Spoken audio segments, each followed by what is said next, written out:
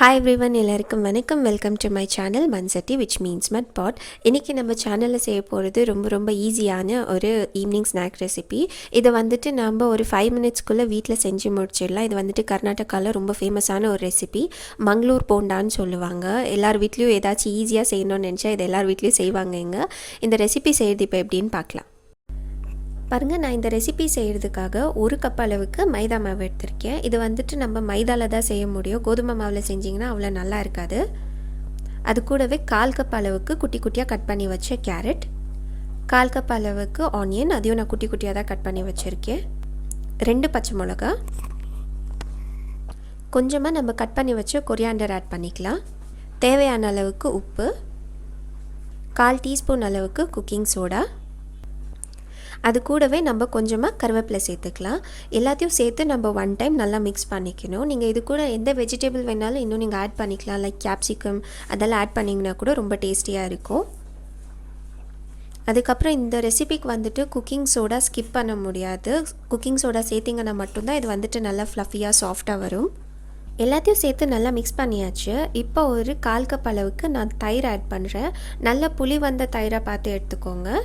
அது கூடவே ஒரு 1/4 கப் அளவுக்கு நம்ம தண்ணி ஆட் பண்ணிக்கலாம். தண்ணி ஆட் பண்ணிவிட்டு நல்லா இது வந்துட்டு எந்த லம்ஸும் இல்லாமல் நம்ம நல்லா கட்டி இல்லாமல் மிக்ஸ் பண்ணி எடுத்துக்கணும். தண்ணி வந்துட்டு கொஞ்சம் கொஞ்சமாக பார்த்து ஆட் பண்ணிக்கலாம். ஏன்னா ரொம்ப தண்ணி ஆட் பண்ணிட்டிங்கன்னா கரெக்டாக போண்டா வந்துட்டு வராது. சப்போஸ் உங்ககிட்ட எந்த வெஜிடபிளுமே இல்லைனாலும் நீங்கள் ஜஸ்ட் இது ஆனியன், பச்சை மிளகா, கொத்தமல்லி, கருவேப்பிலை இதை மட்டும் சேர்த்து நீங்கள் பண்ணலாம். அது கூட ரொம்ப டேஸ்டியாக தான் இருக்கும். இது மிக்ஸ் பண்ணுறதுக்குள்ளே நீங்கள் சேனல் ஃபர்ஸ்ட் டைம் பார்க்குற மாதிரி இருந்தால் மறக்காமல் சேனல் சப்ஸ்கிரைப் பண்ணிக்கோங்க.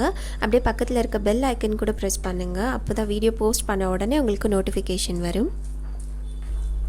பாருங்கள், தண்ணி ஆட் பண்ணி நல்லா மிக்ஸ் பண்ணியாச்சு. இந்த கன்சிஸ்டன்சியில் இருந்தால் போதும். ரொம்ப தண்ணியாகவும் இருக்கக்கூடாது, ரொம்ப கட்டியாகவும் இருக்கக்கூடாது. இப்படி போட்டால் மட்டும்தான் அது எண்ணெயில் போட்ட உடனே நல்லா ஃப்ளஃபியாக வரும். இது வந்துட்டு நம்ம இப்போ எண்ணெயில் எப்படி சொல்கிறதுன்னு பார்க்கலாம். பாருங்கள், நான் எண்ணெய் வச்சுட்டேன். எண்ணெய் வந்துட்டு நல்லா காஞ்சிடுச்சு. இப்போ நம்ம போண்டா வந்துட்டு ஒன்று ஒன்றா போட்டு எடுத்துக்கலாம். இந்த மாதிரி கையில் கொஞ்சம் கொஞ்சமாக மாவு எடுத்து விடுங்க. நீங்கள் ஸ்பூனில் கூட யூஸ் பண்ணி நீங்கள் எண்ணெயில் விட்டுடலாம்.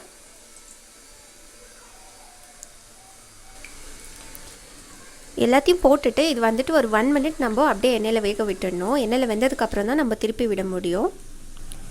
பாருங்கள், 1 மினிட்டாக எண்ணெயில் நல்லா வெந்திருக்குது. இப்போ நம்ம இன்னொரு சைட் திருப்பி விட்டு இது இன்னொரு 2 to 3 மினிட்ஸ் நம்ம லோ ஹீட்டில் நல்லா வேக வச்சு எடுத்துக்கணும்.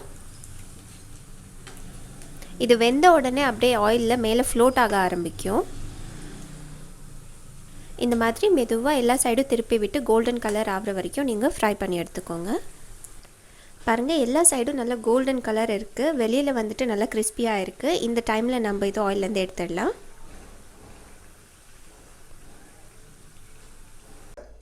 பாருங்கள், ரொம்ப ஈஸியான டேஸ்டியான ஈவினிங் ஸ்நாக் ஒரு 5 மினிட்ஸ்க்குள்ளே ரெடி ஆகிடுச்சு. உங்ககிட்ட இந்த மைதா அண்ட் கர்ட் இருந்தால் கண்டிப்பாக இந்த ரெசிபி வந்துட்டு வீட்டில் ட்ரை பண்ணி பாருங்கள். உங்கள் எல்லாருக்கும் பிடிச்சிருந்ததுன்னா மறக்காமல் காமெண்ட்டில் சொல்லுங்கள். வேறு ஒரு ரெசிபியோடு பார்க்கலாம். until then take care.